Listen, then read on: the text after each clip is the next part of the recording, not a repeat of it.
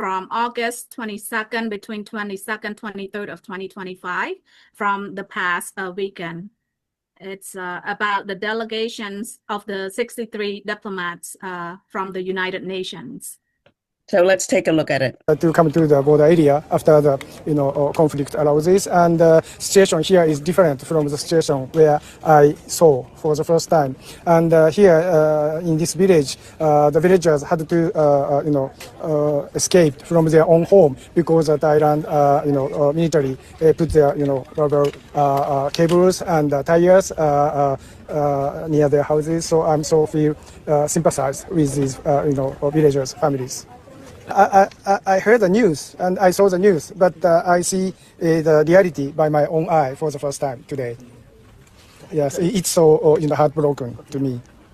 As far as I observed, there is no fighting and ceasefire agreement is maintained. But although ceasefire is maintained, there are many people who are actually suffering from this border issue. So Japanese government firmly support the unconditional prompt ceasefire. At the same time, we would like to provide support for the people affected.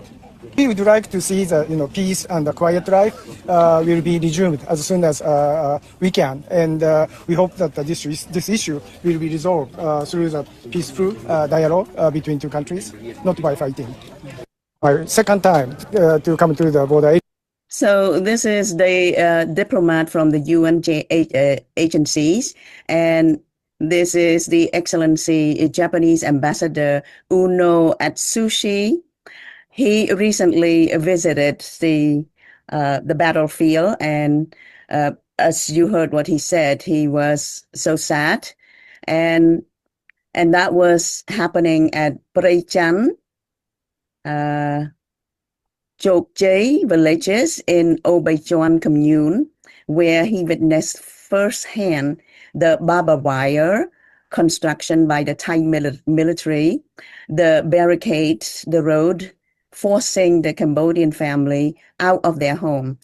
Ambassador Uno expressed sympathy for affected family and stressed the importance of peaceful dialogue in resolving the border dispute. So what do you think about that, ladies?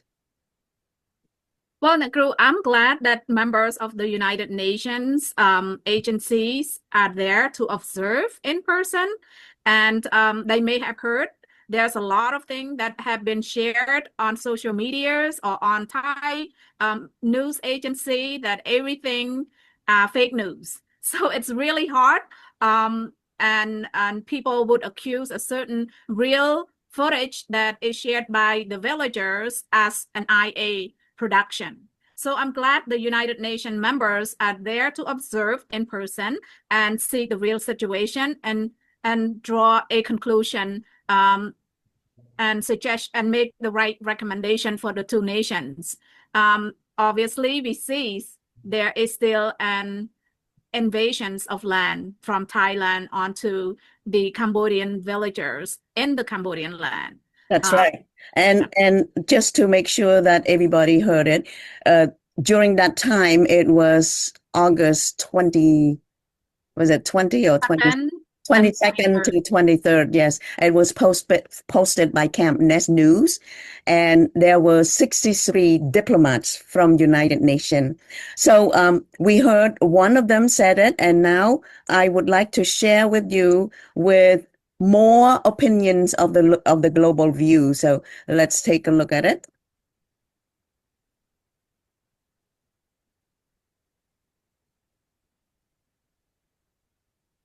There you go.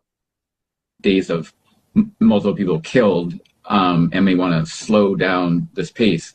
I don't think they necessarily want to resolve this, because a large part of this conflict is not about the temple or anything like that, but it's about the Thai military stoking a conflict in order to give itself more power, while the civilian government in Thailand flails, and the military's increasing power raises the possibility that the military will become more directly involved in politics in one way or another, the most obvious way being potentially a coup down the road. I'm joined now by Joshua Kurlansik. He's a senior fellow for Southeast Asia and South Asia with the Council on Foreign Relations, a think tank in the U.S. Joshua, both Thailand and Cambodia are saying they want to stop the fighting. What are you hearing about efforts to resolve the conflict? Well, I think Cambodia wants to stop the fighting because if it continues, they're so much weaker than the Thai military that they'll continue to suffer. I doubt that Thailand's military may want to not have days of multiple people killed and may want to slow down this pace. I don't think they necessarily want to resolve this because a large part of this conflict is not about the temple or anything like that, but it's about the Thai military stoking a conflict in order to give itself more power while the civilian government in Thailand flails and the military's increasing power raises the possibility that the military will become more directly involved in politics in one way or another, the most obvious way being potentially a coup down the road. I'm joined now by Joshua Kurlansik. So, lady, you heard it. Mr. Joshua Kurlansik is a member of the Council on Foreign Relationship called think tank in America for the Southeast Asia and South Asia. He said that the conflict happened because in Thailand, there are military and the government, and the military is now gaining power and wanting to take control over the government.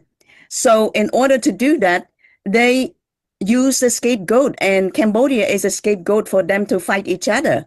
What do you take on that? Nakru, this is so clear. The message from Mr. Joshua Kurlansik from the U.S. think tank is very clear. Very clear.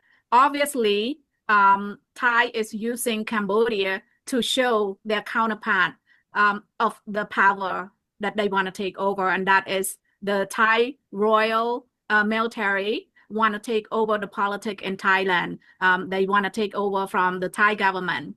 And I think you are correct that they use Cambodia as a scapegoat just to show each other that one of them will be leading. And if there's no settlement to it, just watch what they can do to Cambodia and what they can do to the government. And that might lead to the coup. And I think, they just dragging this conflict with Cambodia to show each other who has more power. And unfortunately, Cambodian citizens and the frontline military members are the victim of the Thai's political game. Exactly. And here's another global point of view. And I'm sure a lot of you are aware of Mr. Gary Franchise and Mr. Michael Alfaro. And as you know, Gary Franchise is the founder of the Next News Network.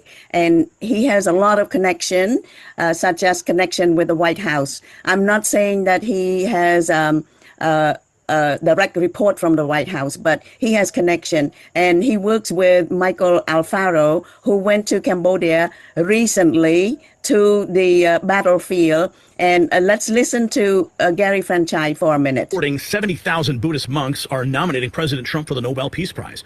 From Cambodia's killing fields to Ukraine's battlegrounds, Trump is ending conflicts. Let's hear from the beginning. History is being written right now. Thailand has officially blacklisted 2 Americans, a colleague of mine, Michael Alfaro, and yours truly. And thanks to our reporting, 70,000 Buddhist monks are nominating President Trump for the Nobel Peace Prize. From Cambodia's killing fields to Ukraine's battlegrounds, Trump is ending conflicts that the establishment said were impossible to solve. Putin himself admitted this war would have never happened under Trump. Now, 8 world leaders assembled in 36 hours for Trump's peace summit. Treasury Secretary Bessent says Trump is the only person on earth who can stop the bloodshed. The military-industrial complex is panicking. The warmongers are exposed. Peace is breaking out worldwide, and they hate it. But can Trump close the deal before more lives are lost? Keep on watching.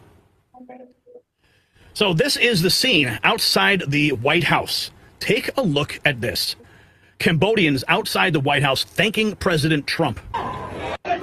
Thank you, President Trump! Thank you, President Trump! Thank you, President Trump! Thank you, President Trump! We love you! We love you! Cambodia love you! Cambodia love you! USA! USA! USA! USA!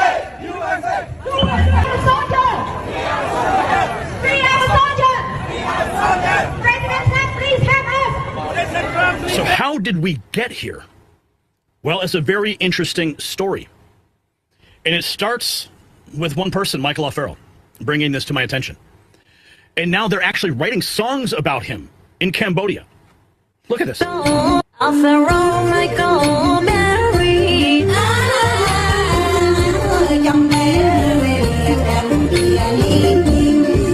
Alfaro, Michael, Mary. You know, I kind of like the sound of that. I like it. I think I could dance to that. I kind of want to get out of this chair and start dancing because it has a beautiful sound to it. The thing is, I've known Michael for years. Michael introduced me to President Trump, and he introduced me to this story.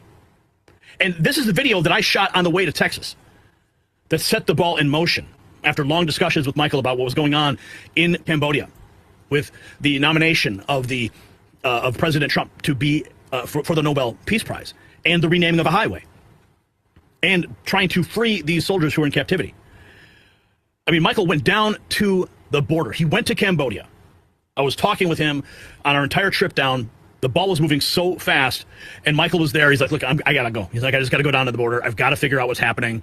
And he went. And he was just remarkable in his bravery. Look at him. He's right there in the middle of the night, the rain coming down, and he's revealing. The peaceful people that live in this village, and you have to come with me to see this. Look over here. Look at all these innocent people, these children. Hello. Now what you're seeing here. Children here.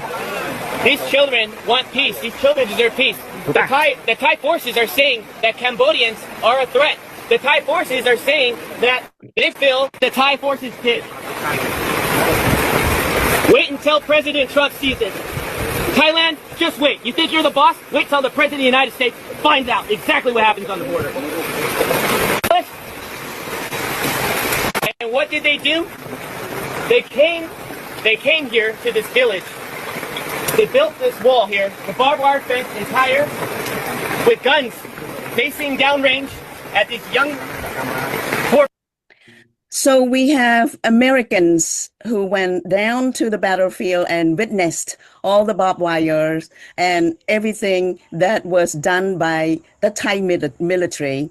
And now it's on our TV. And I'm asking everybody to please continue to post the truth to help the Cambodian people who are now suffering at the border that was done by the Thai military. And now they have no home to live in, and the children have no school to go to.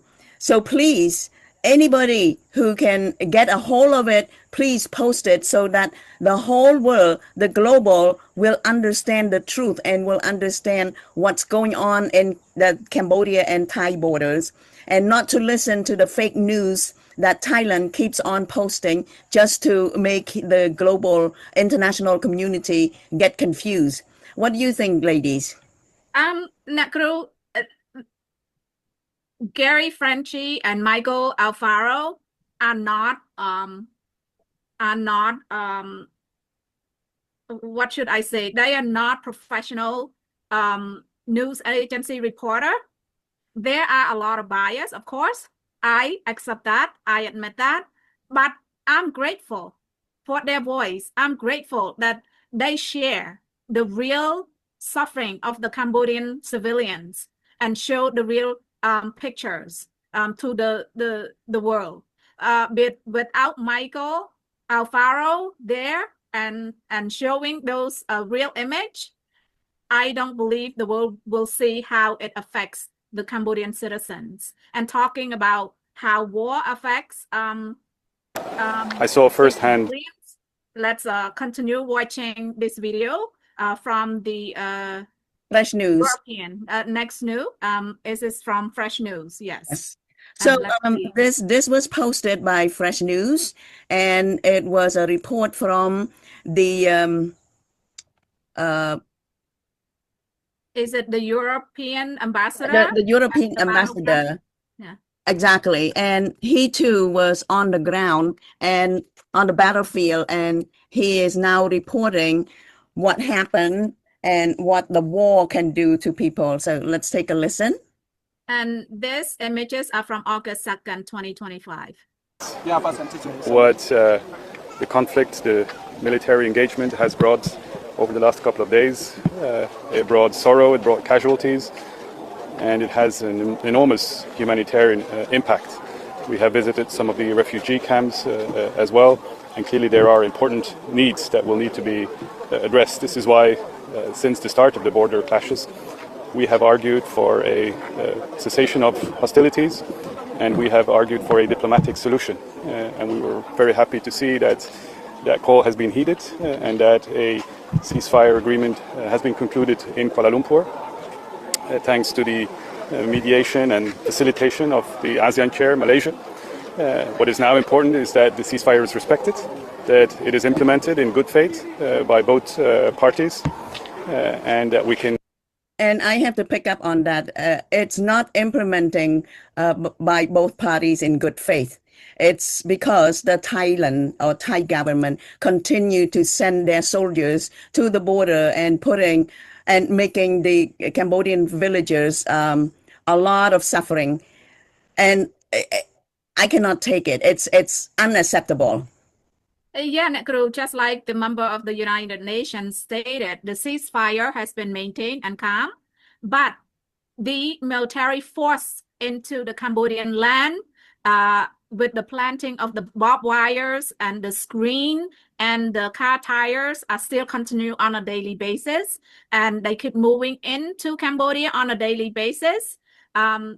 So this was from August 2nd. That's why he didn't have the update information where the prior report was shared. It was from August 22nd and 23rd, and that's why there's an update. So for the world and for our community who's watching Voice of Khmer American Television, the update is that the Thai military are still forcing, they still carry guns, and they still come in hundreds and force barbed wire into the Cambodian lands and build up the wall of tires as well as Yes, it was shown earlier. You are correct. This happened in August 2nd, but it's a picture of how wars affect the human being, the innocent people. And I know that there's a lot of things going on since August 2nd up to August 25th, but this is what we witnessed, that the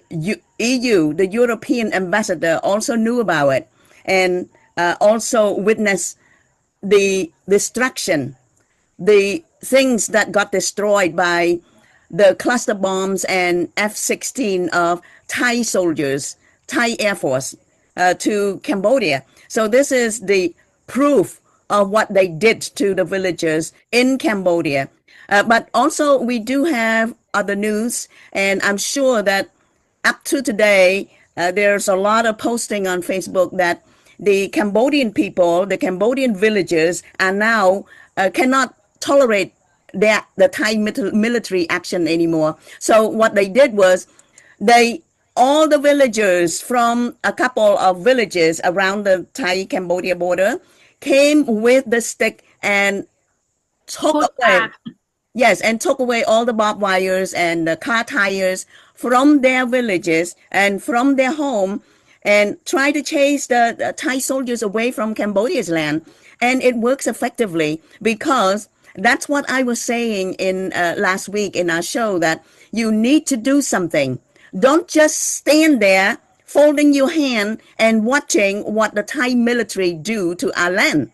What happened if they were in your home trying to chase you out? Are you still be silent? Are you still letting them doing it? So the best way is to stand up to them and chase them back out. And today, August 25th, 2025, that's what the villagers actually did. They chased the Thai military, Thai soldiers, all the way back, almost all the way back to their border. But still, the Thai soldiers are way too in Cambodia, 200 kilometer or 200 meter, way into Cambodia's land. But I hope the Cambodian villagers do not stop there. They should try to protect their own home, because the government in Phnom Penh, the government in other villages or other in the capital city of Odaminjay or Previhir province, they cannot come quick enough to help you. So if you want to save yourself, save your home, save your land, you have to start doing something. And sure enough, today they did. And I'm very happy to see that. And that's what I meant exactly last week about doing something to protect yourself. And the law also on your side. It's how you protecting, it's defending yourself. So you're not wrong. You're still in the right side of the law. Don't you think? Exactly, Nakru. I think the villagers had it enough.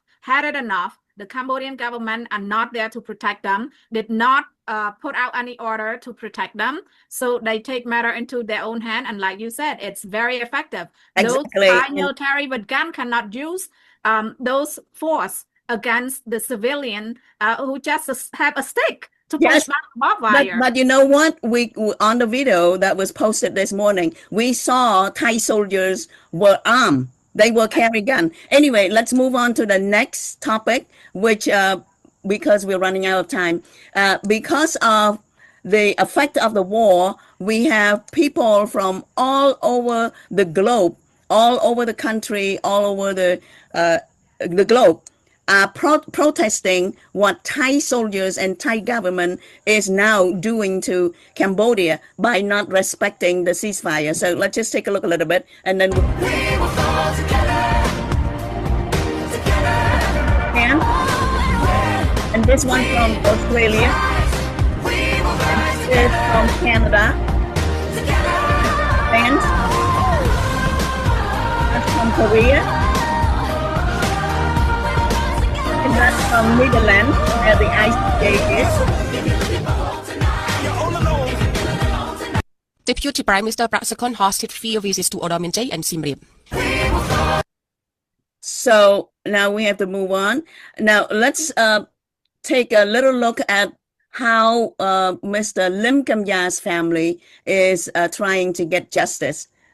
Monsieur une manette, je suis Thomas Somnang Lim, le fils de Monsieur Lim Kim Ya, ancien député de la province de Kompong Tom. So can you translate? Je vous envoie cette vidéo pour vous demander votre aide.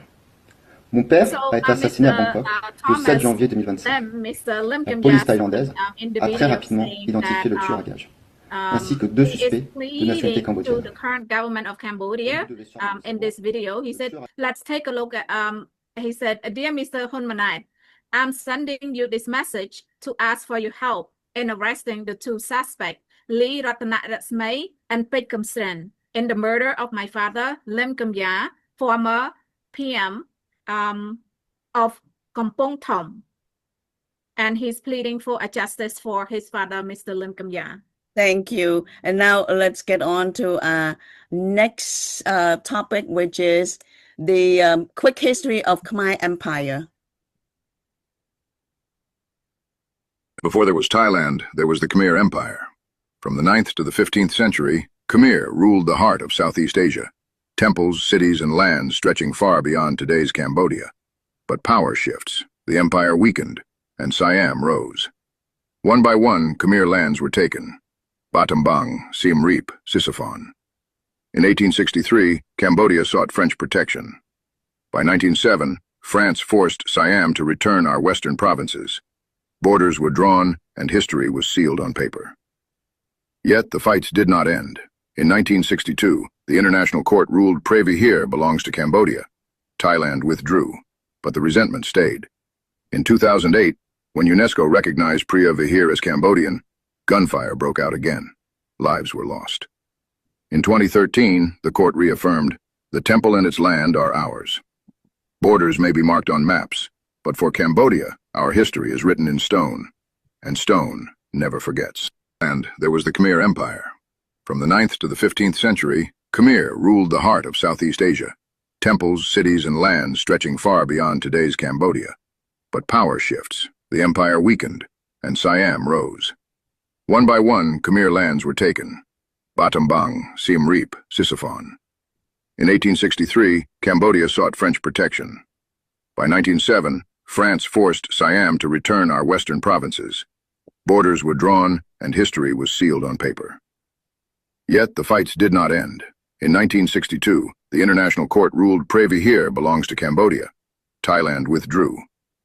So this is a very short history of Cambodia and Thailand's conflict. And I think it's the